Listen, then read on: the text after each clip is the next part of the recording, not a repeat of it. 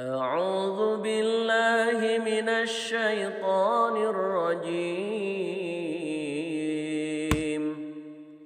بسم الله الرحمن الرحيم.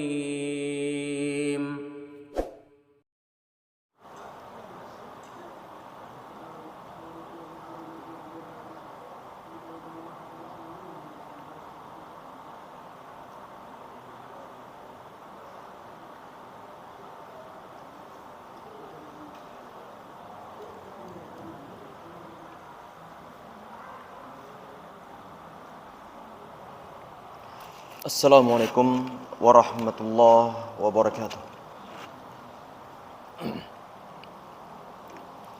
Bismillahirrahmanirrahim. Innal hamdalillah nahmaduhu wa nasta'inuhu wa nastaghfiruhu wa na'udzu billahi min shururi anfusina wa min sayyiati a'malina man yahdihillahu fala mudilla lahu wa man yudlilhu fala hadiya lahu wa asyhadu an la ilaha illallah wahdahu la syarika lahu wa asyhadu anna Muhammadan abduhu wa rasuluh. Tsumma amma ba'd. Ikhwah dan juga akhwat sekalian yang insyaallah dirahmati oleh Allah Subhanahu wa taala. Semoga keberadaan kita semua dalam majelis ilmu ini diberikan pahala yang besar oleh Allah Subhanahu wa taala insyaallah. Dan semoga waktu yang telah antum luangkan untuk menghadirinya semoga diganti oleh Allah SWT dengan keberkahan dalam kehidupan kita semua, keberkahan dalam ilmu, keberkahan dalam keluarga, keberkahan dalam harta benda, ataupun segala hal yang Allah SWT berikan untuk kita semua insyaallah ya rabbal alamin. Insyaallah yang kita bahas untuk siang hari ini adalah pembahasan tentang bab at-tayammum. Ini bab ya ikhwah, pembahasan ataupun di antara pembahasan yang sangat penting dalam pembahasan masalah fiqih. Karena kenapa? Karena keadaan kita di setiap zamannya itu tidak senantiasa dipenuhi ataupun dicukupi dengan adanya air. Mungkin di sebagian di antara daerah air sangat berkecukupan, tetapi dimungkinkan daerah yang lainnya kadang-kadang air penuh dengan kekurangan. Sehingga ilmu yang semacam ini untuk pembahasan masalah tayammum sangat kita perlukan. Walaupun saat ini mungkin keadaan kita berlimpah ruah dalam masalah air, khususnya di saat musim penghujan, tetapi tidak menutup suatu kemungkinan bahwa suatu saat nanti kita menghadapi suatu masa yang mana air sangat susah untuk didapatkan. Semoga ilmu yang kita dapatkan untuk ataupun dalam pertemuan kita kali ini diberikan kemanfaatan oleh Allah SWT insyaallah, amin ya rabbal alamin. Bismillahirrahmanirrahim. Bab tentang masalah at-tayammum. Tayammum secara bahasa itu artinya adalah al-qasdu, yaitu adalah tujuan ataupun bertuju pertujuan. Secara syariah itu adalah menyampaikan sejumlah debu ke dalam ataupun di atas permukaan kulit ataupun bagian yang wajib hukumnya untuk diusap di saat kita bertayamum dengan cara tertentu, dengan menggunakan syarat tertentu. Tentunya dalam hal ini ya ikhwah, dalil yang digunakan oleh para ulama tentang masalah syariat adanya tayammum itu adalah firman Allah SWT setelah dia itu menyebutkan tentang masalah berwudu di saat mau sholat. Kemudian disebutkan pula tentang masalah wa in kuntum marda aw ala safarin aw jaa ahadul ghaiti aw lamastumun nisa falam tajidu ma'an fatayammamu. Disebutkan dalam ayat tersebut, di saat kalian dalam keadaan sakit ataupun di saat kalian dalam keadaan musafir ataupun salah seorang di antara kalian datang dari buang hajat ataupun di saat kalian itu telah menyentuh kaum perempuan, kemudian kalian tidak mendapatkan air, fatayammamu sha'idan thayyibah, maka hendaklah kalian bertayamum. Itu dasar utama yang dijadikan oleh para ulama tentang masalah adanya suatu syariat berkaitan tentang masalah tayammum. Tayyib, kita perhatikan di sini. Kata beliau, bismillahirrahmanirrahim, qala musannif rahimallahu wa nafa'ana bihi wa bi'ulumi fid dharaini amin. Faslun. Wa syara'itu tayammumi khamsatu asya. Syarat dari tayammum di sini ada lima macam. Berarti di saat orang itu dia mau menggunakan debu ataupun tanah, di saat dia mau dijadikan sebagai suatu alternatif, di saat air tidak ada ataupun air ada cuman kita terhalang untuk menggunakannya, maka bagaimana? Maka perlu untuk diperhatikan 5 syarat ini. Yang pertama apa di sini? Adalah wujudul uzri, adalah adanya uzur, suatu uzur yang memperbolehkan untuk melaksanakan suatu tayammum. Berarti mungkin ada sebagian di antara uzur yang mungkin dikira sebagian di antara umat manusia itu dianggap sebagai suatu uzur, cuman ternyata tidak termasuk di antara uzur yang diperbolehkan untuk bertayammum. Di sini yang pertama adalah imma bisafarin. Yang pertama adalah safarin. Uzurnya sebab karena faktor safar. Di saat safar kemudian tidak mendapatkan suatu air, maka bisa untuk bertayammum. Ataupun au maradin, ataupun sebab sakit.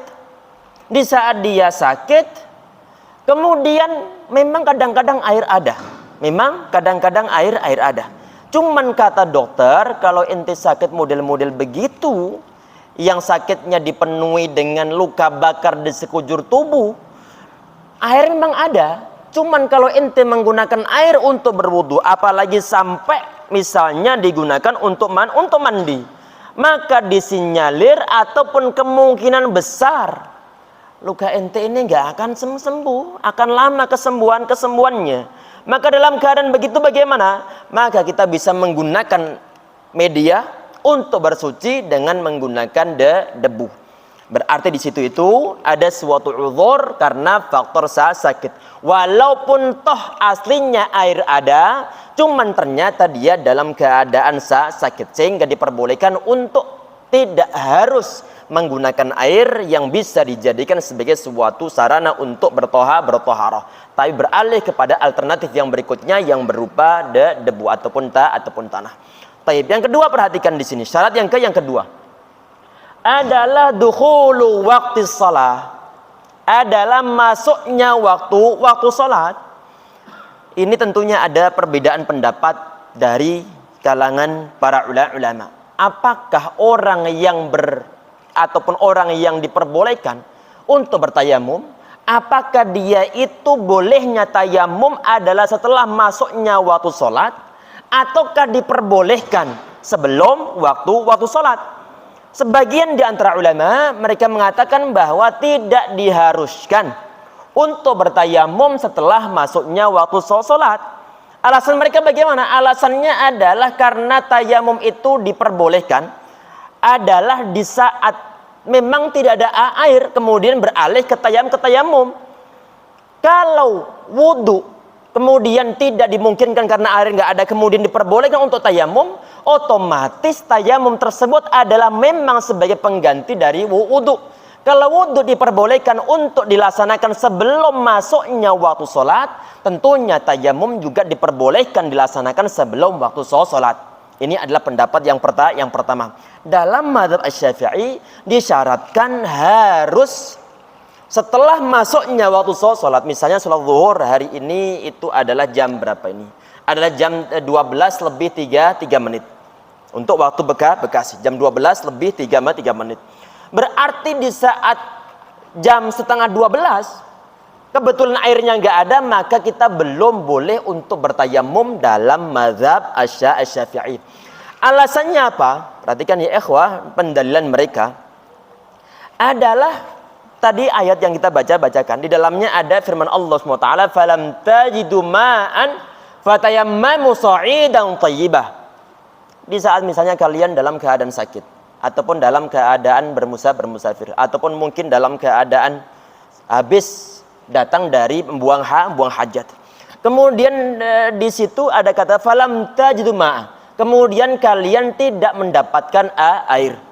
Maka bagaimana? Maka kalian bertayamumlah menggunakan debu.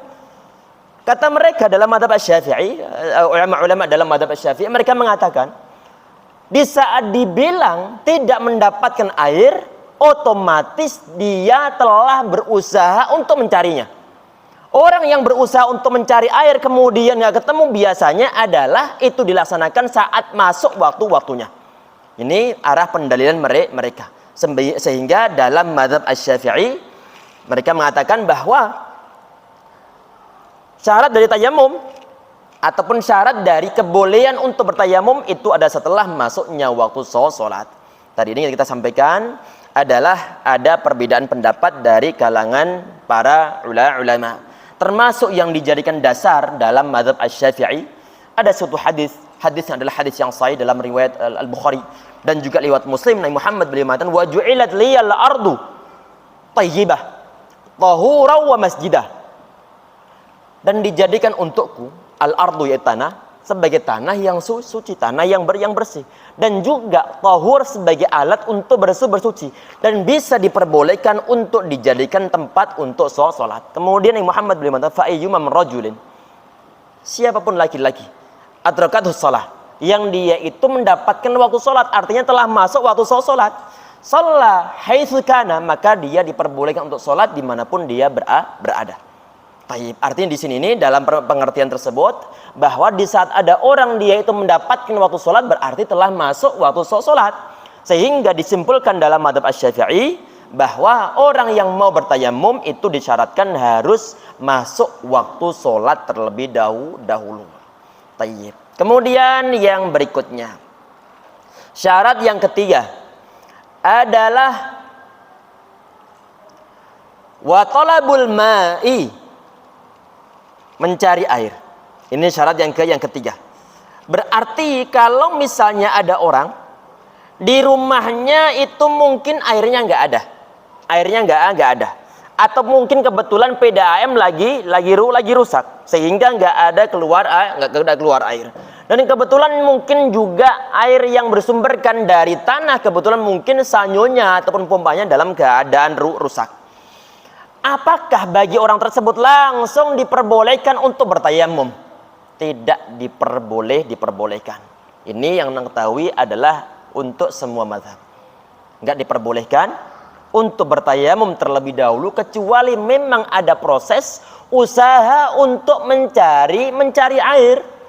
Berarti bukan langsung setelah nggak ada air di rumah kemudian dia langsung menempuh cara tayamum. Ini tidak diperbolehkan sama sekali. Apalagi memang kemungkinan besar tetangga kita airnya masih ada ataupun dalam radius tertentu masih ada, sehingga tidak diperbolehkan untuk menempuh cara bertayamum selama belum ada proses untuk mencari suatu air. Baik pencariannya tersebut dia sendiri yang mencari, ataukah mungkin dia menyuruh orang lain, mungkin anaknya untuk mencari air.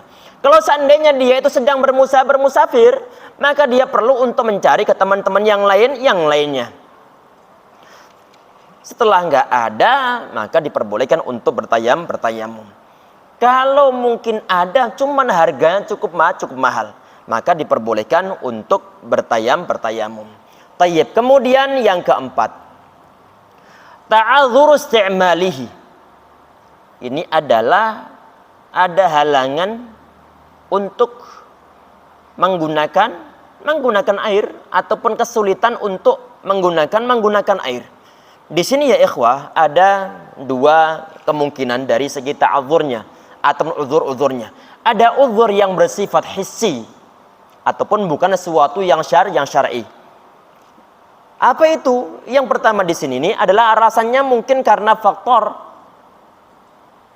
dia tidak bisa untuk menggunakan air. Dia nggak bisa menggunakan air karena mungkin karena faktor sakit, ataupun mungkin dia tidak bisa untuk mencapai mengambil air tersebut. Bagaimana keadaannya? Misalnya antum dalam kondisi paceklik air, tapi yakin dalam radius misalnya setengah ataupun 1 kilometer di sana ada air ataupun sumberan air. Cuman masalahnya ada suatu ancaman. Ancamannya apa? Mungkin dalam kondisi perang, kalau nanti keluar rumah akan tertembak. Ataupun di saat itu mungkin lagi ada hewan buas, mungkin harimau yang berkeliaran, atau mungkin serigala yang berkeliaran. Sehingga bagaimana di saat keluar rumah maka nanti terancam, apalagi di saat kondisinya adalah malam hari. Dikhawatirkan nanti nyawa orang yang kehabisan air tersebut akan terancam. Sehingga bagaimana? Air yakin ada di suatu radius tertentu dan mudah aslinya untuk kita ambil ke sana. Cuman masalahnya di sana ada suatu ancaman sehingga tidak memungkinkan untuk sampai kepada air tersebut. Ataupun ya ikhwah, mungkin kebetulan di dalam ataupun di area rumah antum itu ada sumur galian itu. Sumur galian. Cuman masalahnya saat itu mungkin pompa yang digunakan untuk memompa air yang dalam sumur tersebut kebetulan lagi rusak, dan kebetulan timbanya ataupun kerekannya juga dalam kondisi rusak, dan ataupun mungkin talinya juga kebetulan lagi hilang, sehingga nggak mungkin untuk sampai ke sana. Airnya ada dan sangat dekat mungkin di kedalam dan kita melihatnya. Cuman kita nggak bisa untuk sampai ke dalam tempat tersebut untuk mengambilnya. Maka kalau seandainya hal tersebut terjadi dan juga syarat-syarat yang lain terpenuhi, maka kita diperbolehkan untuk menggunakan debu ataupun tanah dijadikan sebagai suatu media untuk bertayamum. Ataupun ya ikhwah, adalah secara syariat ini. Halangan secara syariat tentang masalah apa? Ini ada air.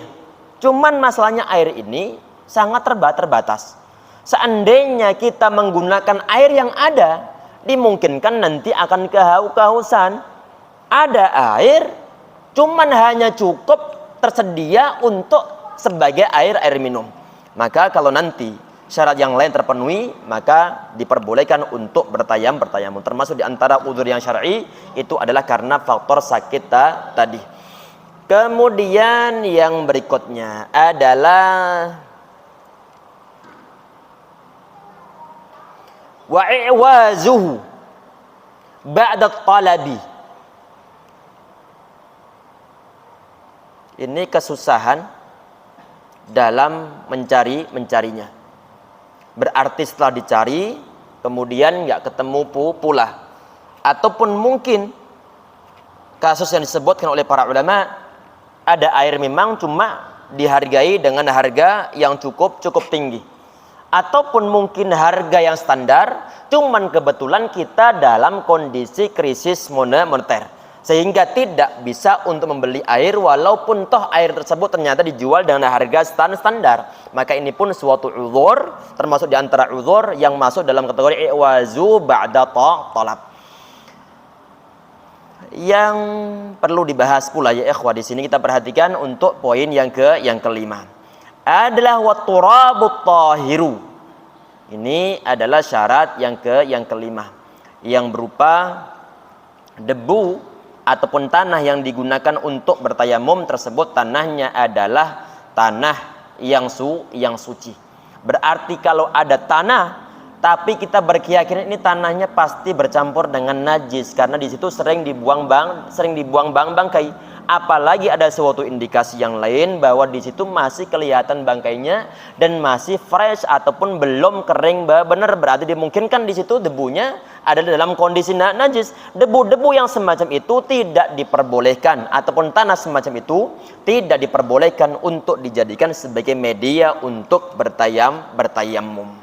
Karena syaratnya itu adalah debu yang suci. Kemudian di sini disyaratkan, ini dalam mazhab Asy-Syafi'i adalah lahu ghubar. Tanahnya memang memiliki debu, karena nggak semua tanah berdebu. Khususnya tanah-tanah yang becek ataupun tanah yang lembab, ataupun tanah mungkin yang keras. Ini nggak berdebu, karena yang disebut debu adalah biasanya bertebangan. Ini dalam mazhab Asy-Syafi'i. Dalil mereka bagaimana? Sebagian di antara riwayat bahwa Nabi Muhammad SAW beliau mengatakan wa ju'ilat turbatuha lana tahura.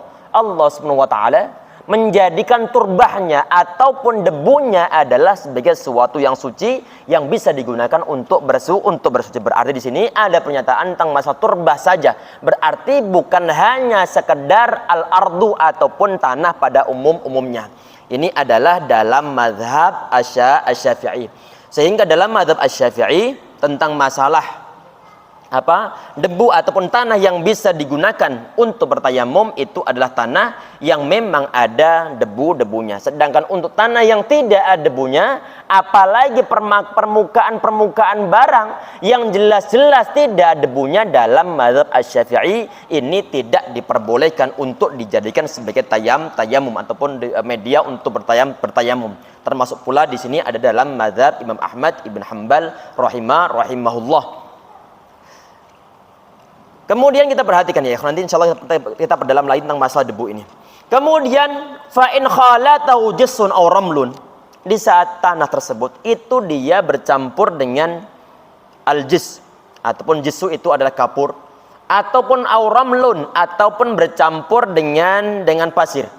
Lam yajuz, maka tidak diperbolehkan.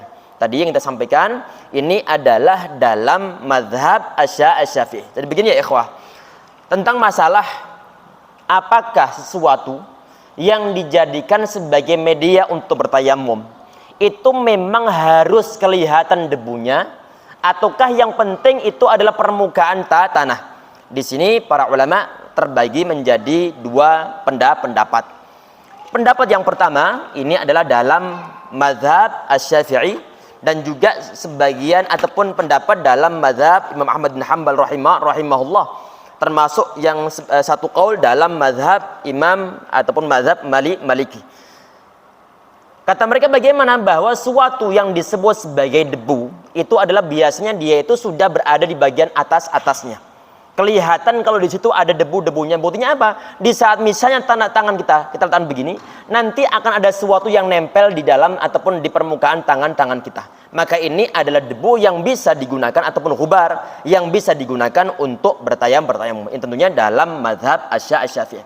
Kemudian pendapat yang kedua, ini adalah pendapat dari ulama-ulama mazhab Hanafi dan juga pendapat resmi dari mazhab Maliki, dan ini yang dipilih oleh Syekh Baz, termasuk Syekh Albani, termasuk Syekh Utsaimin rahimahullah. Apa itu pendapat mereka? Ada sesuatu yang berada di permukaan tanah, ini diperbolehkan untuk dijadikan sebagai media untuk bertayamum. Apa di antaranya? Adalah pasir. Pasir. Ataupun sesuatu yang memang bahan bakunya itu adalah tanah, maka diperbolehkan untuk dipakai bertayamum. Ini pendapat yang kedua. Dasarnya bagaimana? Dasarnya ada hadis yang sahih pula. Apa itu? Nabi Muhammad beliau mengatakan wa ju'ilat liyar ardu masjidan wa tahura. Al-ardu ataupun tanah ini dijadikan untukku oleh Allah Subhanahu wa taala sebagai masjid ataupun sebagai sesuatu yang mensucikan, digunakan untuk bisa bertayamum. Ini berarti juga ada dalil hadis sahihnya. Berarti ya ikhwas sekalian, ya insyaallah dirahmati oleh Allah SWT, tergantung nanti ini berhubung yang pendapat pertama juga ada hadis sahihnya, dalam Al-Bukhari ada, dalam Muslim juga ada. Pendapat yang kedua juga sama. Kita dalam menghadapi hal yang semacam ini diserahkan kepada kecenderungan diri kita masing-masing. Karena kenapa? Karena masing-masing ada dalil hadis sahihnya. Kecuali memang kalau seandainya ada sebagian di antara dalil yang digunakan dibilang bahwa hadisnya adalah hadis yang lemah, kemudian satu dalilnya adalah dalil dari hadis yang sahih. Tentunya kita memilih hadis yang sahih untuk kita jadikan sebagai suatu dasar dalam beribadah kepada Allah Subhanahu wa taala. Tayyib. Ini di antara dalil yang digunakan oleh ulama yang kedua ataupun kelompok yang kedua adalah sebagian di antara riwayat hadis dan juga hadis yang sahih. Nabi Muhammad SAW di saat beliau datang dari suatu tempat. Kemudian beliau bertemu dengan seorang laki-laki. Laki-laki tersebut dia mengucapkan salam. Nabi Muhammad beliau saat itu tidak menjawab salam. Karena kenapa? Saat itu beliau lagi menghadap ke arah suatu tembok. Yang dilakukan Nabi Muhammad bagaimana? Beliau memegang tembok tersebut, mengusap tembok tersebut, kemudian beliau menjadikan, langsung beliau usapkan ke bagian wajah beliau dan juga kedua tangan beliau. Baru kemudian beliau menjawab salam. Kalau itu tembok adalah bukan dari atau bukan berupa tanah yang langsung ada debunya, tapi Nabi Muhammad beliau menjadikan tembok tersebut digunakan untuk bertayamum. Ini adalah pendalilan dari kelompok yang kedua dalam masalah hal ini. Tayyib, kemudian ya ikhwah, di poin berikutnya. Faraidut tayammumi. Ini tentang hal-hal yang diwajibkan di saat bertayamum. Ini 4 hal berarti harus ada di saat kita bertayamum. Yang pertama adalah an-niyatu. Yang pertama adalah niat. Tentunya niat ini adalah berlaku untuk semua ibadah kita kepada Allah Subhanahu wa taala. Innamal a'malu binniyat. Khususnya menyangkut masalah ibadah. Niat ini di saat kita itu bertayamum, tentunya niatnya bukanlah untuk menghilangkan suatu hadas. Bukan untuk menghilangkan suatu hadas. Karena tayamum bukan untuk menghilangkan suatu hadas, tapi adalah untuk kebolehan agar kita itu diperbolehkan untuk sholat dengan menggunakan media yang berupa debu ataupun tanah. Sehingga di sini perlu untuk diperhatikan bahwa niat itu harus ada, niat untuk bertayamum dalam rangka sebagai suatu pengganti ataupun alternatif di saat kita itu tidak bisa untuk berwudu karena memang terhalang menggunakan air ataupun airnya tidak ada sama sekali. Kemudian yang kedua adalah mashu al-wajhi, yaitu mengusap bagian bagian muka. Yang diusap di sini adalah muka. Tentunya di sini ya ikhwah, pembahasan masalah muka tentunya adalah sebagaimana yang dibahas di saat kita itu berwudu.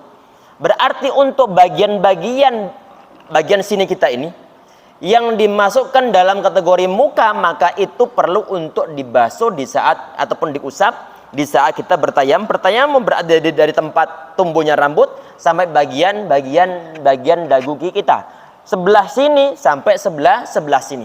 Ini adalah yang perlu untuk diusap dari tumbuhnya ataupun dari perbatasan antara telinga kita yang kanan kemudian berlangsung ke telinga kita yang kiri. Ini adalah perlu hukumnya untuk dibasuh. Pertanyaannya, kalau di saat kita berwudu, kan kemarin kita pernah sampaikan nih, untuk area-area yang ditumbuhi oleh rambut yang jarang, di saat kita membahas masalah wudu, maka perlu untuk dialiri air pula. Kata para ulama, untuk masalah tayamum bagaimana? Maka cukup permukaannya saja. Karena kenapa? Karena sangat susah menyampaikan debu tersebut sampai ke bagian setiap kulit kita yang ditumbuhi rambut. Sehingga di sini ini adalah diperbolehkan, yang diusap adalah bagian luar saja di saat kita itu bertayamum. Intinya bahwa di saat kita itu mengusap bagian muka kita dalam bertayamum, maka perlu hukumnya untuk diratakan serata mungkin, termasuk bagian-bagian yang hidung kita, walaupun toh tidak harus sampai bagian dalam. Kalau bagian dalam malah repot sendiri kita dan tidak disyaratkan bisa di sana. Kemudian di poin berikutnya, wa mashul yadain, ini membahas ataupun mengusap bagian kedua tangan. Tentunya adalah ijma' dari kalangan para ulama tentang masalah bagian anggota yang wajib untuk diusap di saat bertayamum itu adalah bagian muka sama bagian tangan. Dan ini adalah ijma' dari kalangan para ulama. Dalilnya adalah kata Allah SWT, famsahu biru'usikum abiwujuhikum wa aydiyakum, atau wa aydikum. Di sini ini adalah tentang masalah kewajiban untuk mengusap bagian wajah dan juga bagian tangan. Tentunya untuk masalah hadisnya adalah dalam riwayat ataupun suatu hadis yang mengisahkan tentang sahabat Yasir ataupun Ammar bin Yasir radhiyallahu anhu. Di suatu saat beliau lagi bermusafir bersama para sahabat yang lainnya termasuk sahabat Umar bin Khattab radhiyallahu anhu. Kemudian di saat bermusafir tidak banyak air yang beliau bawa. Qadrul masyafa'al, kemudian beliau bermimpi basah sehingga beliau dalam keadaan jinabat. Yang beliau laksanakan saat itu adalah beliau berguling-guling di atas tanah ataupun di atas pasir. Kemudian hal tersebut diadukan kepada Nabi Muhammad SAW, dilaporkan terhadap beliau. Sehingga kemudian Nabi Muhammad SAW beliau mengatakan, innama kana yakfika an taqula biyadaika hakadha. Cukup bagi anda untuk meletakkan kedua tangan anda di atas permukaan tanah, kemudian usapkan bagian muka, kemudian di bagian kedua tangan. Berarti kedua bagian tersebut adalah berlaku untuk tayamum, baik yang sifatnya adalah sebagai pengganti dari wudhu ataupun sifatnya adalah sebagai pengganti dari mandi jinabat. Berarti untuk orang yang bertayamum karena proses dia mengganti wudhu adalah sebagaimana di saat dia itu bertayamum, di saat dia itu mau menggantikan dari mandi wajib. Berarti sama prosesnya. Apakah nanti hukum tayamumnya sah? Hukum tayamumnya sah karena tadi itu adalah hadisnya, peristiwa yang dialami oleh sahabat Ammar ibn Yasir radhiyallahu anhu di saat beliau bertayamum karena beliau bermimpi basah, ternyata modelnya sama persis dengan tayamum di saat sebagai pengganti dari wudu. Tayyib. Dibahas oleh para ulama pula tentang masalah ini adalah ada kewajiban di saat bertayamum itu adalah melepas cincin yang dipakai. Melepas cincin yang dipakai. Alasan mereka bagaimana? Kalau misalnya kita berwudu ini, kan tidak diwajibkan untuk melepas cincin kita, asalkan yakin bahwa air itu dia meresap bagian bawah cincin kita, khususnya di saat nanti cincin dalam keadaan longgar. Walaupun toh tidak diwajibkan, tapi perlu ada suatu keyakinan air ini sampai ke bagian bawah cincin kita. Dan disunahkan untuk menggerak-gerakkan kalau seandainya nanti khawatir tidak sampai ke sana. Itu adalah untuk proses berwudu. Tapi untuk proses bertayamum tidak diwajibkan untuk melepas cincin. Ini adalah yang disampaikan oleh para ulama kita dalam masalah hal ini. Karena alasannya mereka bagaimana? Alasannya adalah debu ini dia nggak bisa meresap. Debu nggak bisa meresap. Tidak sebagaimana air. Kemudian kita perhatikan di poin berikutnya. Tadi ini dibahas tentang waliyadaini. Berarti mengusap bagian kedua tangan. Ma'al mirfaqaini. Perhatikan ya ikhwah. Ini pun ada perbedaan pendapat dari kalangan para ulama tentang masalah apa? Apakah yang dibasuh ataupun yang diusap di saat bertayamum itu adalah sampai bagian siku sebagaimana berwudu? Tentunya ini adalah dalam mazhab Asy-Syafi'i, yaitu bertayamum adalah sampai sebatas siku. Pendalilan mereka bagaimana? Adalah sebagaimana wudu. Tayamum adalah sebagai pengganti dari wudu. Kalau wudu itu adalah dari tangan, dari ujung tangan sampai bagian siku, maka di saat tayamum maka pun sama. Ini adalah pendalilan dalam mazhab Asy-Syafi'i. Sedangkan mazhab yang lainnya ini adalah cukup sampai di bagian pergelangan tangan saja. Berarti cukup diratakan ke dalam tangan semacam ini. Dalil kelompok yang kedua bagaimana? Tadi itu peristiwa yang terdapat ataupun yang terjadi pada sahabat Ammar ibn Yasir radhiyallahu anhu. Beliau hanya diberikan suatu petunjuk Nabi Muhammad SAW di saat bertayamum adalah cukup sampai bagian pergelangan tangan saja, dan tidak disebutkan dalam riwayatnya sampai bagian sikunya.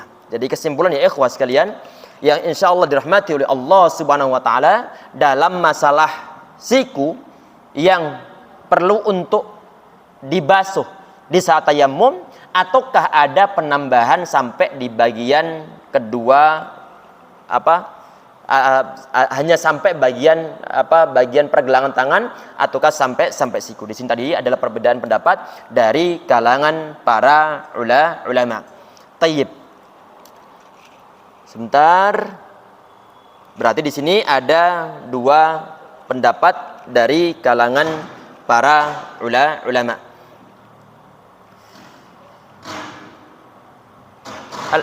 Al-Imam Ibnu Hajar Al-Asqalani rahimahullah, beliau mengatakan dalam masalah dalil-dalil yang digunakan dalam membahas masalah apakah tayamum ini hanya sebatas pergelangan tangan saja ataukah sampai siku, beliau mengatakan bahwa al haditsul waridatu fi sifat tayammum.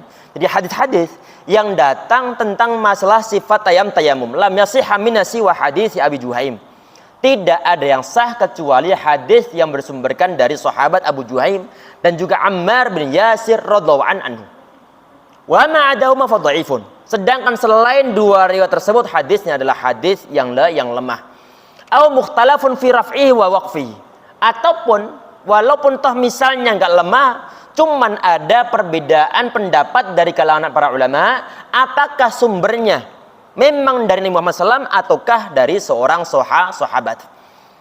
Kita perhatikan ya ikhwah, ini yang dimaksudkan oleh Al-Imam Ibnu Hajar Al-Asqalani rahimahullah dalam kitab Fathul Bari beliau yang tentang masalah hadis Ammar bin Yasir adalah sebagaimana tadi kisah-kisahnya.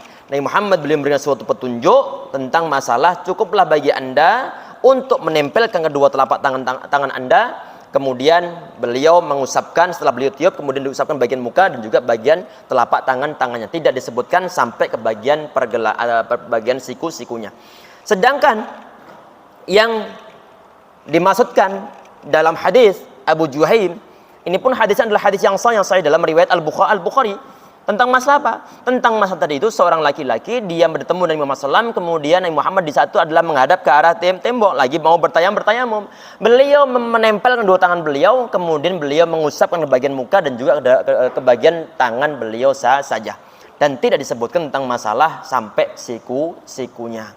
Ini ya ikhwah sekalian insyaallah dirahmati oleh Allah SWT adalah hadisnya adalah hadis yang sahih.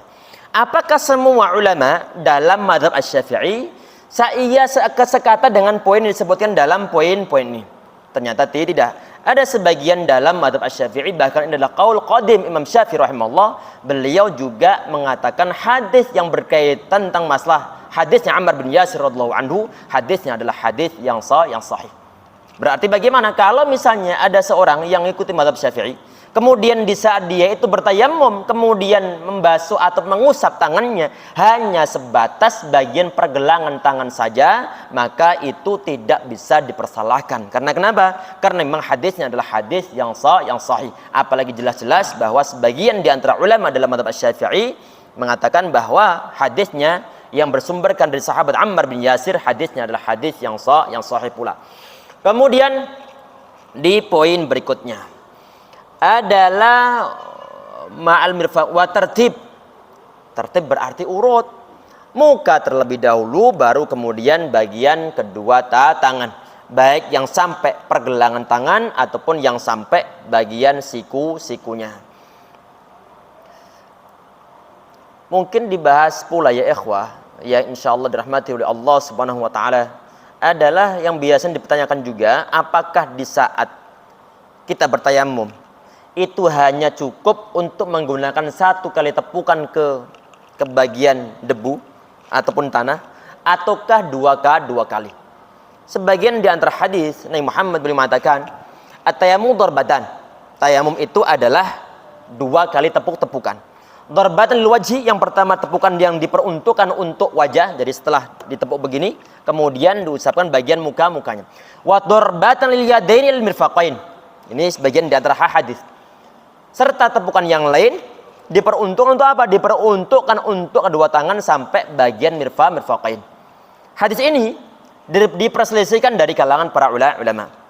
Ulama-ulama yang mengatakan bahwa hadis adalah hadis yang sahih, maka mereka menjadikan hadis ini sebagai suatu pijakan, termasuk di antaranya adalah sebagian di antara ulama dalam mazhab Asy-Syafi'i. Sehingga mereka mengatakan bahwa untuk bertayamum itu adalah dua kali tepuk-tepukan. Satu tepukan digunakan untuk mengusap bagian muka, Satu tepukan lagi digunakan untuk mengusap bagian kedua tangan. Tadi itu adalah sebagian di antara ulama mazhab Asy-Syafi'i.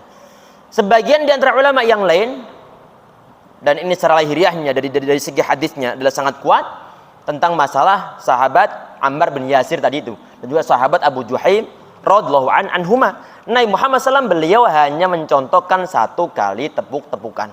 Berhubung di sini ada dua dasar yang dijadikan oleh para ulama sebagai suatu dalil, sehingga sebagian di antara ulama yang lain mengatakan, termasuk Imam Ibnu Qudamah rahimahullah dalam kitab Al-Mughni, beliau mengatakan wala yakhtaliful madhab an yuzi'u tayammum bi darbatin wahidah. Tidak ada suatu perbedaan pendapat dari kalangan para ulama, kata beliau ini, tentang masalah apa? Tentang masalah kecukupan tayamum dengan menggunakan satu kali tepuk-tepukan, ataupun au bi darbatain, ataupun dua kali tepuk-tepukan. Ini berarti dua-duanya diperbolehkan. Cuman nanti dari sisi mana yang lebih utama saja. Tayyib. Kemudian di poin berikutnya ya ikhwah. Tadi ini adalah tertib. Berarti muka terlebih dahulu, baru kemudian bagian kedua tangan. Baik nanti sifatnya adalah mau hanya sebatas pergelangan tangan ataukah sampai bagian siku. Apakah ada suatu kesunahan untuk mendahulukan sebelah kanan? Iya. Ada kesunahan bersifat umum. Karena Nabi Muhammad SAW beliau hibbu tayammuna fi kulli syai'. Nabi Muhammad SAW beliau itu cinta, senang untuk mendahulukan yang sebelah kanan. Termasuk dalam proses untuk bertayamum ataupun proses untuk berwudu. Kemudian di poin berikutnya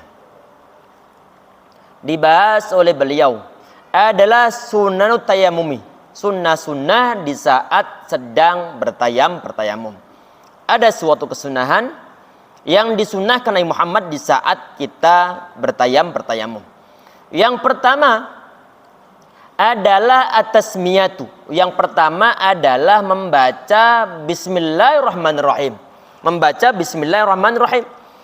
Pertanyaannya begini, apakah diperbolehkan untuk membaca Al-Quran? Tentunya bismillahirrahmanirrahim termasuk bacaan Al-Quran. Bismillahirrahmanirrahim termasuk kata sebagian ulama adalah bismillahirrahmanirrahim termasuk di antara surat Al-Fatihah, termasuk di antara terdapat dalam surat An-Naml, inna min Sulaiman wa inna bismillahirrahmanirrahim. Berarti bismillahirrahmanirrahim termasuk di antara surat ataupun ayat dalam suatu surat Al-Quran. Pertanyaannya, apakah diperbolehkan di saat kebetulan kita itu dalam kondisi junub membaca bismillahirrahmanirrahim? Ini kata para ulama, jangan diniatkan untuk baca Al-Quran, tetapi diniatkan untuk berzikir. Sehingga kalau diniatkan untuk berzikir, otomatis disunahkan untuk dibaca di saat mau bertayamum. Tayyib. Kemudian yang berikutnya adalah wa taqdimul yumna 'alal yusra, mendahulukan sebelah kanan baru kemudian sebelah kiri. Tentunya ini sebagaimana tadi yang kita sebutkan bahwa Nabi Muhammad SAW beliau yu'jibu tayammuna atau yu'jibu tayammunu fi tana'ulihi wa tarajjulihi wa tuhurihi wa fi sya'ni kulli. Nabi Muhammad SAW itu beliau sangat senang, sangat demen mendahulukan sebelah kanan. Dalam masalah apa? Dalam masalah menggunakan sandal beliau, ataupun di saat beliau itu bersisiran, juga disunah mendahulukan sebelah kanan. Termasuk diantaranya adalah beliau mendahulukan sebelah kanan di saat beliau bertohara. Berarti kalau tohara menyangkut masalah tayamum, menyangkut masalah wudhu, termasuk diantaranya adalah menyangkut masalah beliau di saat mandi. Yang beliau dahulukan adalah sebelah kanan daripada sebelah kiri.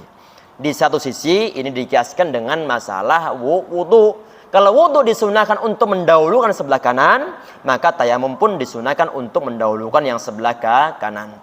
Kemudian yang berikutnya adalah al-muwalatu.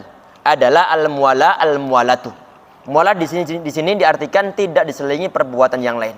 Maksudnya adalah di saat kita itu habis mengusap bagian muka kita di saat bertayamum, jangan nunggu lama-lama untuk langsung mengusap bagian tangannya. Berarti jangan dipisah lama-lama Di saat kita itu melaksanakan suatu gerakan atau mengusap bagian tertentu di dalam kita berwudu ataupun di dalam kita di saat bertayamum.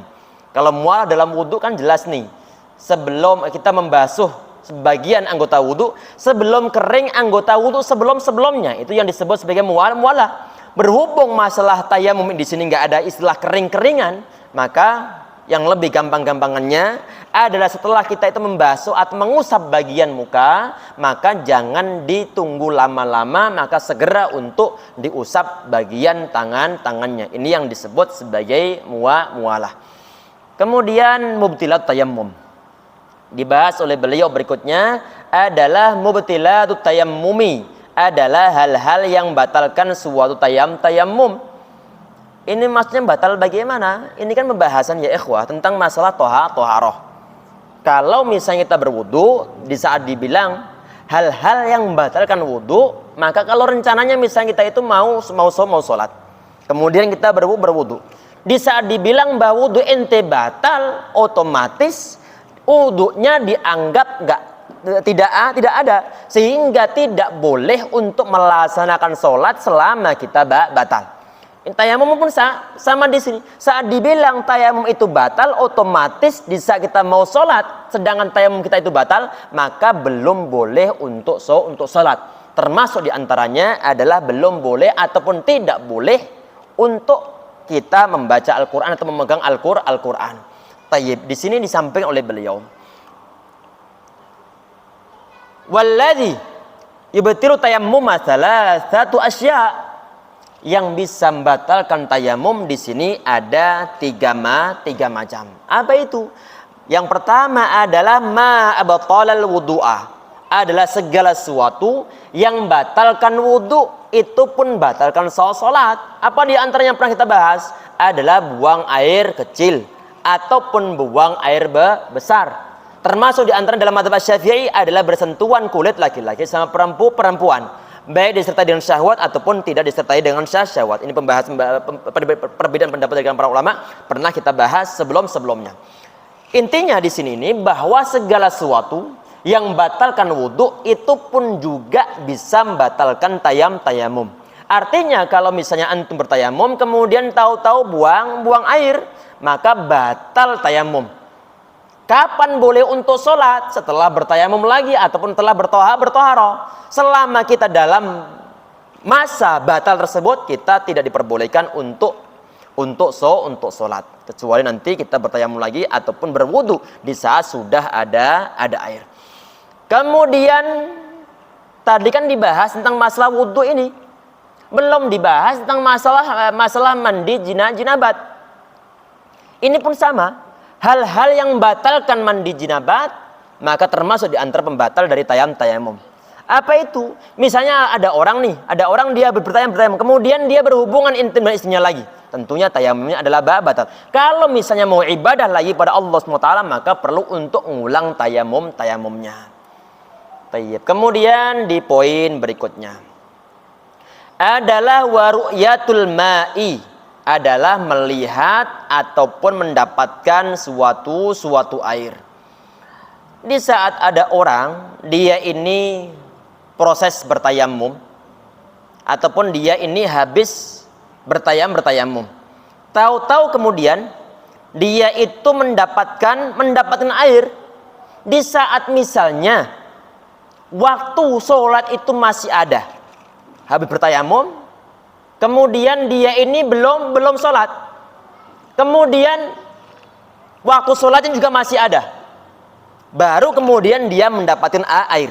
Maka wajib hukumnya dia itu untuk berwudu dan tayamumnya dianggap batal ataupun dianggap nggak sah.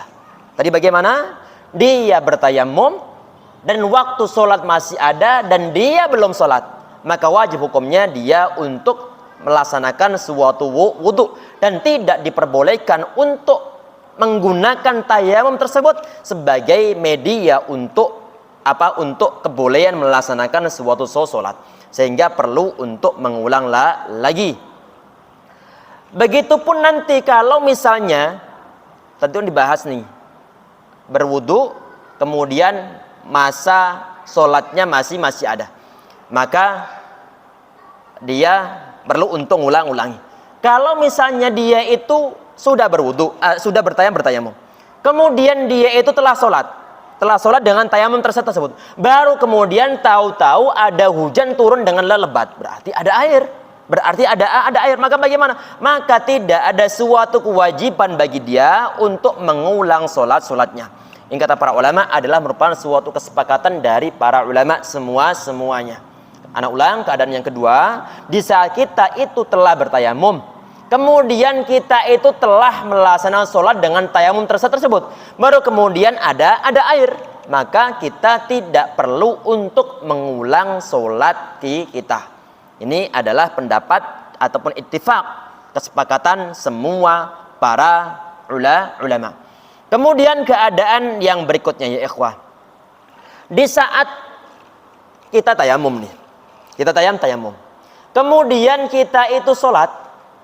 Di tengah-tengah sholat, teman kita bilang, ada air. Ada air. Kita lagi sholat. Maka bagaimana? Dalam mazhab Syafi'i, ini teruskan saja sholatnya. Ini adalah pendapat yang pertama.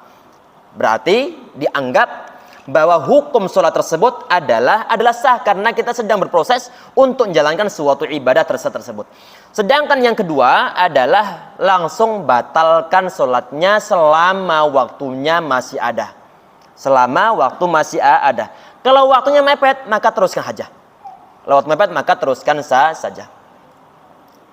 Ini adalah beberapa keadaan tentang masalah tayamum. Kemudian sholat, kemudian tengah sholat ada air. Untuk pendapat yang kedua, ini adalah pendapat dari ulama ataupun sebagian di antara ulama dalam mazhab Asy-Syafi'i. Sedangkan tadi pendapat yang pertama adalah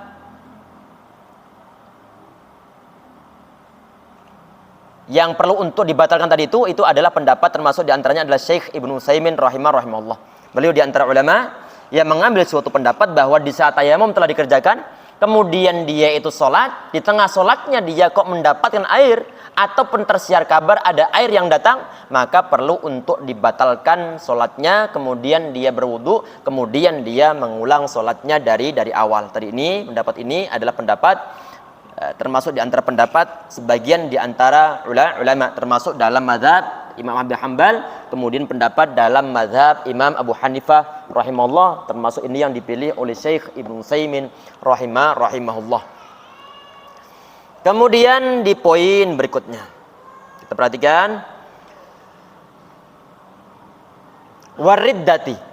Ini yang berikutnya adalah di antara pembatal tayamum itu adalah murtad. Naudzubillah. Berarti di saat ada orang murtad, maka sebelumnya dia di saat sudah bertayamum, maka dia telah batal wudunya. Kalau telah batal wudunya, kalau misalnya setelah dia murtad, kemudian selang beberapa menit, kemudian dia masuk Islam lagi, maka bagaimana? Maka wudu ataupun tayamumnya telah batal. Otomatis dia perlu untuk mengulang lagi tayamumnya. Kemudian di poin berikutnya, wa mashu ala jabirah. Ini mengusap bagian perban ataupun mungkin apa di sini terjemahannya balut-balutan. Ini model-modelnya bagaimana? Ada orang. Dia itu sehabis kecelakaan. Kecelakaan kemudian sebagian di antara tulangnya ada yang patah, sehingga kemudian dibawa ke dokter, kemudian di semen. Apa namanya di semen ya? Di gips? Ya. Berarti di situ ada balutannya, maka bagaimana? Itu yang dibahas dalam poin kita saat ini. Kita perhatikan. Wa sahibu al-jabairi yamsahu 'alaiha wa la i'adata 'alaihi in kana wada'aha 'ala tuhrin. Orang yang diperban, maka dia ini bagaimana? Maka dia boleh untuk mengusap bagian atasnya jabirah. dengan catatan bahwa dia itu meletakkan di saat dalam keadaan suci. Di saat suci, misalkan sebelum dia meletakkannya, kemudian dia ini berwudu terlebih dahulu, kemudian dia meletakkan ataupun memasang jabirohnya atau memasang bagian perbannya, maka di saat mungkin dia berwudu, maka cukup diusap bagian atasnya saja. Ini baru kemudian dia bertayamum. Kok bertayamum bagaimana? Kita perhatikan, karena ada bagian dari atas, bagian yang tertutup jabiroh atau tertutup perban itu tidak terbasuh oleh air. Dalam mazhab Syafi'i perlu ditambal dengan adanya tayamum yang dikhususkan diniatkan untuk bagian yang tertutup bagian jabiroh tersebut. Ini adalah dalam mazhab Syafi'i. Sebagian di antara mazhab, ini termasuk di antara dalam mazhab ataupun qaul qadim Imam Asy-Syafi'i rahimahullah. Inilah yajib tayamum. Tidak wajib untuk bertayamum, dan ini pun yang diambil oleh Syekh Ibnu Utsaimin rahimahullah. Ini adalah pendapat yang kedua. Berarti pendapat yang kedua, kalau misalnya kita itu lagi naudzubillah lagi diperban, di bagian yang diwajibkan untuk dibasuh di saat kita lagi berwudu, perlu untuk dibasuh, mungkin di bagian kaki, mungkin diperban bagian apa di bawah mata kaki di sini, maka otomatis bagian ini adalah bagian yang wajib dibasuh di saat kita lagi berwudu. Kebetulan kemudian karena kecelakaan sehingga perlu untuk diperban, perlu untuk dijips ataupun diperban, sehingga area tersebut tertutup oleh perban itu sendiri. Maka bagaimana di saat kita berwudu? Di saat kita berwudu, maka bagian-bagian yang lain yang tidak ada halangannya tetap wajib hukumnya untuk diwuduin. Sedangkan yang bagian ada perbannya cukup diusap saja tanpa disertai dengan tayamum. Ini tadi adalah pendapat yang kedua, termasuk dalam madzhab Asy-Syafi'i untuk qaul qadim beliau. Jelas insyaallah ya. Tadi yang kita sampaikan barusan ini adalah yang disampaikan oleh Al-Imam An-Nawawi rahimahullah. Kemudian wa yusalli wa la i'adata alaihi. Tadi itu adalah proses untuk toharohnya. Proses untuk toharohnya. Pertanyaannya adalah untuk sholatnya bagaimana? Untuk sholatnya wa yusalli wa la i'adata alaihi.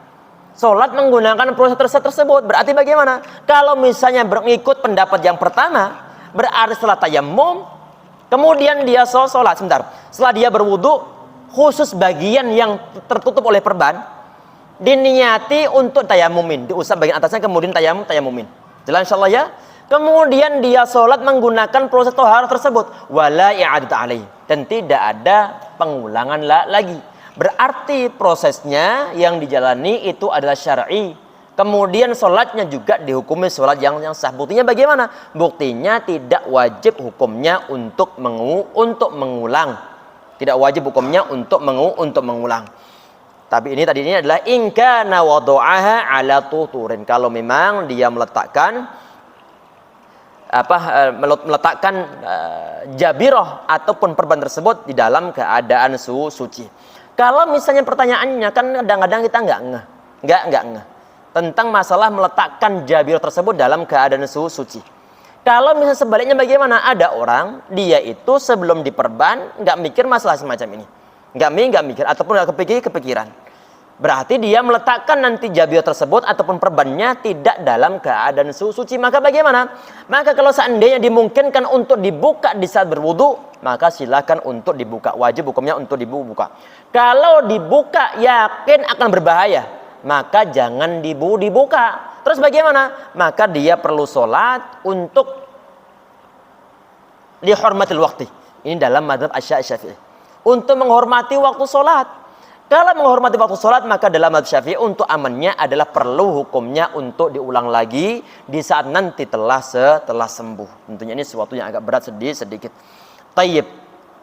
Kemudian dibahas di poin berikutnya adalah wa yatayammamu likulli fariidatin wa yusalli bi tayammumin wahidin ma syaa min nawafil. Ini pun pembahasan yang kedua. Ini adalah termasuk di antara pendapat dari kalangan para ulama.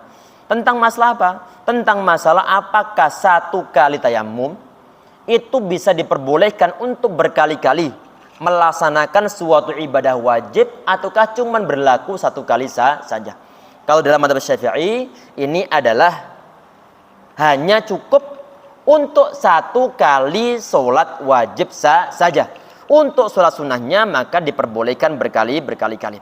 Sebagian di antara ulama mereka mencukupkan ataupun mereka mengatakan bahwa sangat cukup 1 kali tayamum digunakan untuk berkali-kali sholat wajib. Karena kenapa? Karena pada umumnya tayamum itu adalah diperuntukkan untuk mengganti dari wudu. Kalau wudu diperbolehkan 1 kali wudu, diperbolehkan untuk berkali-kali sholat wajib, maka tayamum pun sama. Ini tentang masalah perbedaan pendapat dari kalangan para ulama dalam masalah hal ini. Kemudian di poin berikutnya, alhamdulillah ini selesai untuk masalah bersuci. Kemudian dibahas oleh beliau di sini tentang masalah anwa'un najasah, tentang macam-macam najis. Ini pun termasuk di antara pembahasan yang cukup penting dalam pembahasan hukum fikih. Kita perhatikan di sini ini. Tentunya untuk najis ini ya ikhwah adalah secara definisi secara umumnya adalah suatu yang menjijikkan ataupun suatu kotoran yang sampai menghilangkan sahnya sholat. Ini adalah suatu najis. Bisa mungkin kelihatan yang disebut sebagai najis ainiyah, kelihatan bisa nampak oleh mata kita. Disebut sebagai najis ainiyah. Ataupun najis yang sifatnya adalah hukmiyah. Secara lahiriahnya nggak nampak, cuma itu adalah najis. Itu pun wajib hukumnya untuk dihilangkan. Model-modelnya bagaimana?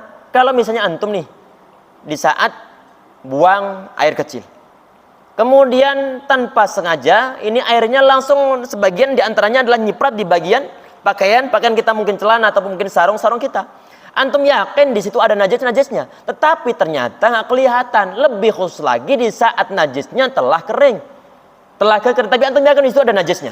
Maka najisnya adalah najis hukmiyah yang wajib hukumnya juga untuk dihilangkan. Biar nanti sholat kita itu sah.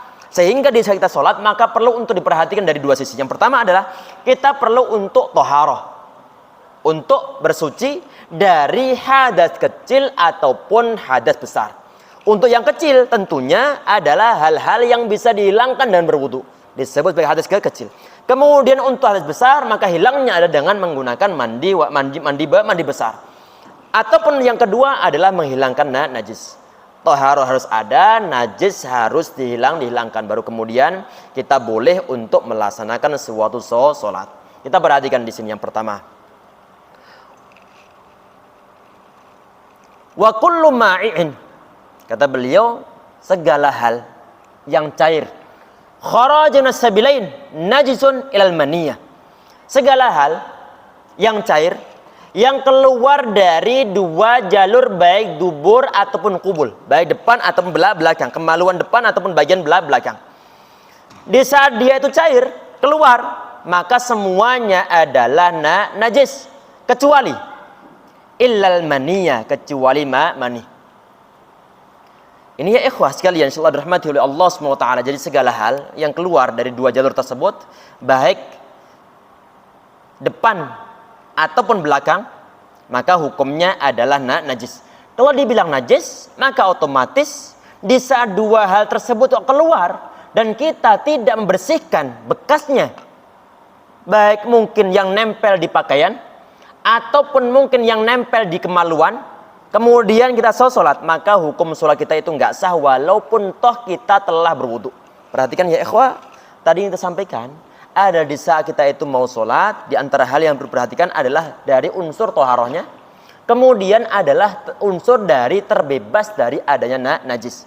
Sehingga di saat toharoh itu ada dari sisi telah terbebas dari hadis kecil atau hadis besar, tetapi najis ternyata masih ada, maka kita belum sah untuk melaksanakan suatu sholat. Ataupun begini ya ikhwah, atau begini, antum habis berwudu, kemudian jalan ke masjid, kemudian ternyata di jalan tersebut ada kotoran manusia nyiprat di bagian pakaian antum.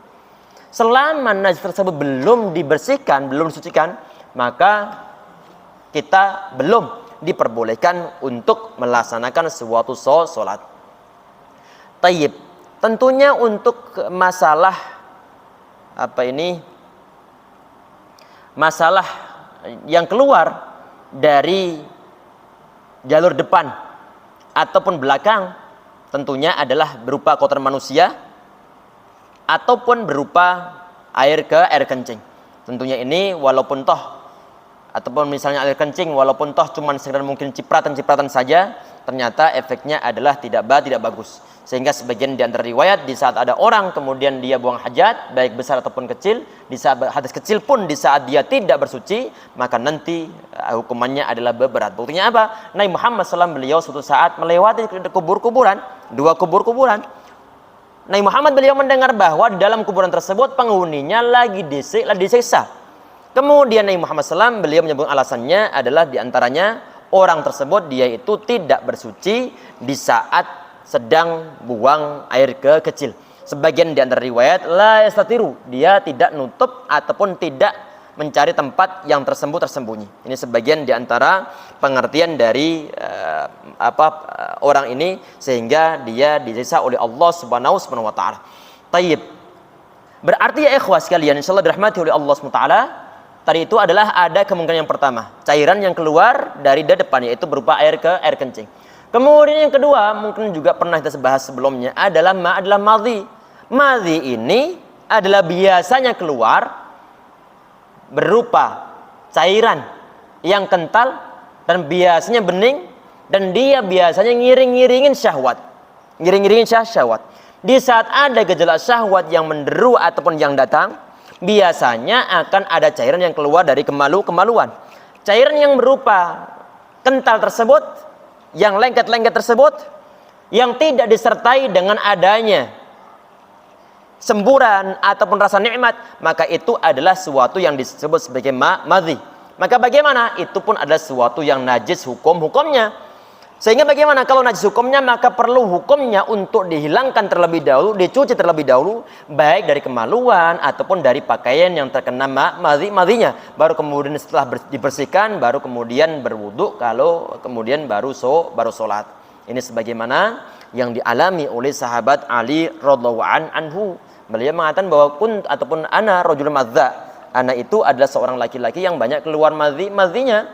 Berhubung beliau kemudian sungkan untuk bertanya pada Nabi Muhammad SAW karena faktor Fatimah adalah istri beliau, maka akhirnya beliau minta sebagian di antara sahabat untuk nanya kepada Nabi Muhammad SAW. Kemudian diberikan ujangan oleh beliau, disuruh untuk bersihkan zakarnya, baru kemudian berwudu, baru kemudian kalau seandainya mau sholat maka perlu untuk sholat. Intinya bahwa tentang masalah madhi ini adalah suatu hal yang najis. Begitupun termasuk diantaranya adalah wadi. Wadi itu yang bagaimana? Wadi biasanya keluar di saat sakit, Gejala syahwat nggak ada, tapi tahu-tahu keluar air yang bening dan bukan air pipis, bukan air seni. Dan dia mungkin juga bening dan mungkin dia lengket juga. Maka bagaimana? Maka itu yang disebut sebagai wadi. Ataupun di saat dia itu mengangkat beban berat. Kadang-kadang keluar air ini pun termasuk di antara wadi. Ataupun diantaranya kadang-kadang di saat kita itu buang air, tahu-tahu ada yang meleleh dan sebelumnya tidak ada gejala syahwat sama sekali, maka yang keluar tersebut itu pun adalah wadi. Insyaallah ya, baik madhi ataupun wadi, dua-duanya adalah najis. Termasuk yang najis itu adalah air seni, itu pun najis. Yang enggak najis apa? Adalah mani umat manusia. Ini mani dia tidak najis. Ini suatu hal yang sangat logis. Kalau mani najis, maka sesuatu yang terbuat dari mani tersebut itu pun akan najis. Apa itu? Umat manusia. Sehingga di sini para ulama mereka bersepakat bahwa mani itu dia tidaklah najis. Cukup nanti kiranya di saat dia terkena pakaian, kalau yakin di pakaian tersebut tidak ada madhi, maka tinggal disuci, tinggal dikerok saja. Pernah dilaksanakan oleh Aisyah radhiyallahu anha terhadap maninya Nabi Muhammad SAW di saat maninya telah kering. Cukup dikerok, kemudian pakaiannya dipakai Nabi Muhammad SAW di saat beliau sholat. Berarti disimpulkan kalau seandainya mani itu ada sesuatu yang najis, maka nggak cukup sekedar dikerok, dikerok. Tapi buktinya Aisyah radhiyallahu anha beliau mengeroknya, sehingga diambil suatu kesimpulan bahwa mani itu tidaklah najis. Kemudian di poin berikutnya. Di sini beliau mengatakan, wa ghuslu jami'il abwali wal arwathi wajibun. Mencuci atau membersihkan bekas yang terkena air seni ataupun yang terkena kotoran umat manusia. Hukumnya apa? Hukumnya adalah najis. Kalau najis maka wajib hukumnya untuk disucikan, dibersihkan terlebih dahulu, dipastikan materinya hilang, baru kemudian dicuci. Jadi secara umum ya ikhwah, di saat kita itu mau membersihkan suatu najis, itu adalah pastikan kalau di sana itu ada materinya, ada barang-barangnya. Maka perlu untuk dihilangkan terlebih dahulu, baru sisa yang ada yang nempel sedikit di kain baru kemudian dicuci. Itu adalah caranya.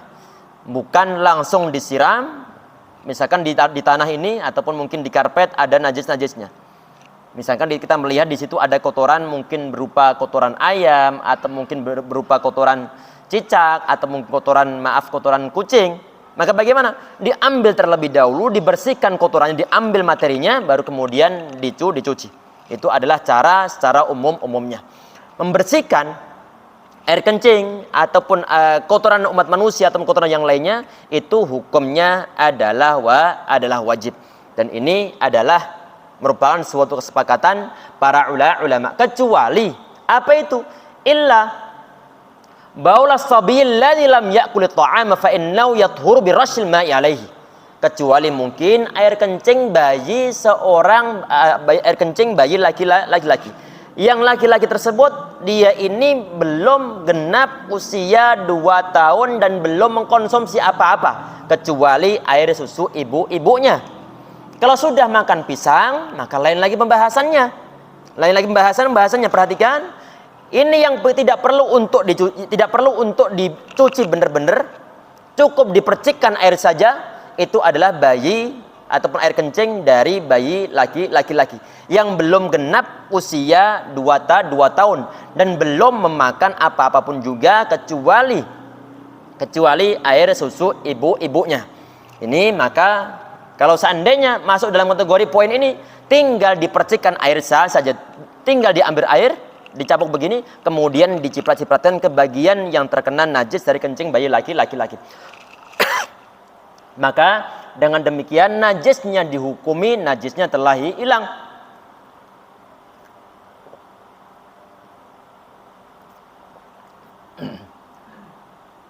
Kalau bayi perempuan bagaimana? Bayi perempuan tidak berlaku di sini.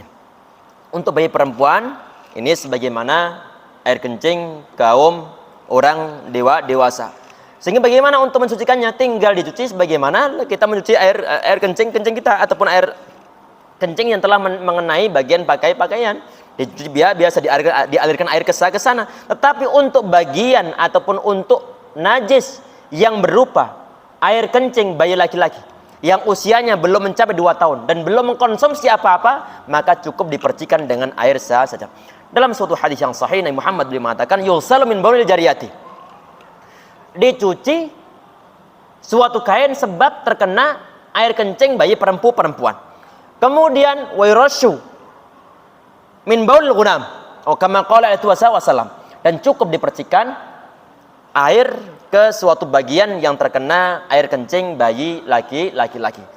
Tadi itu jangan sampai lupa, batasannya adalah bayi ini belum mengkonsumsi apa-apa kecuali ASI ataupun air susu uminya.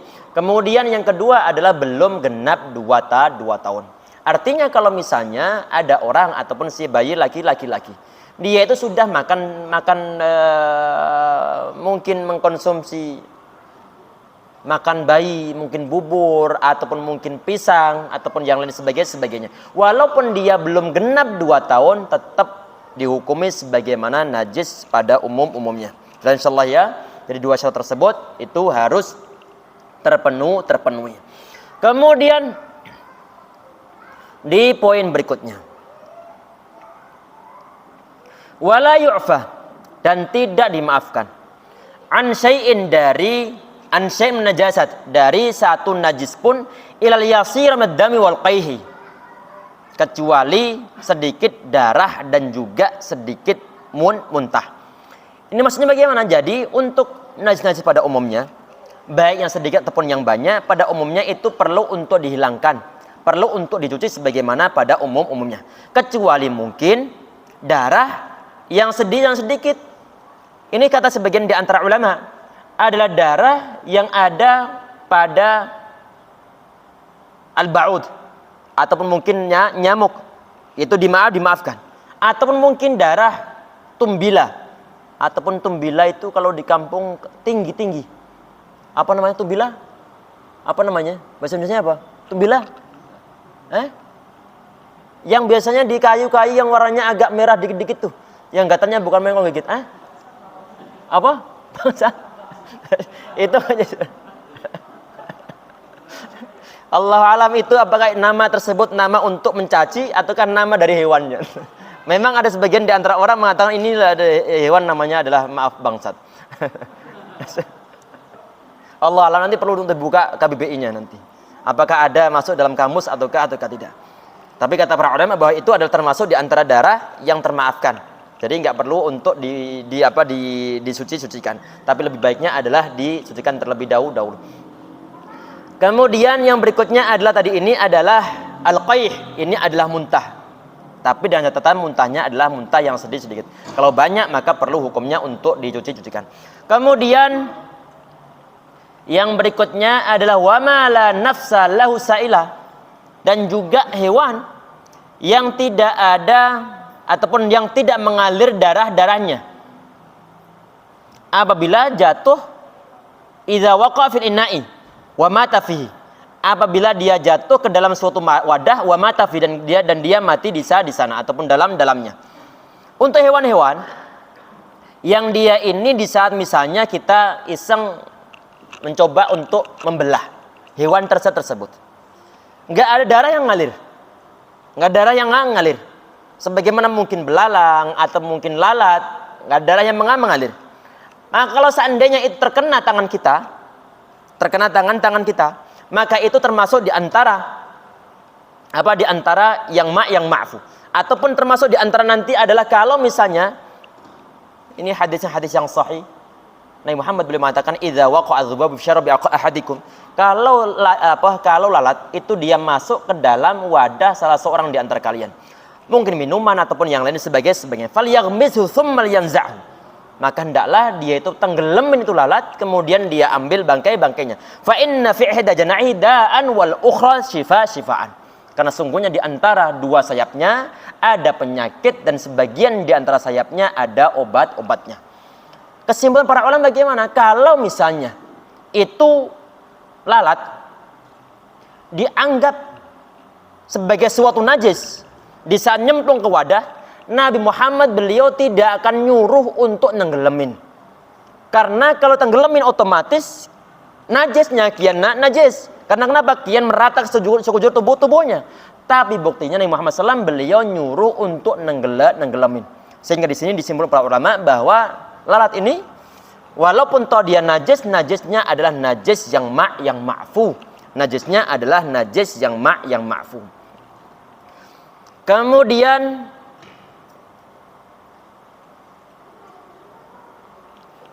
masih berapa lama? Pertanyaan?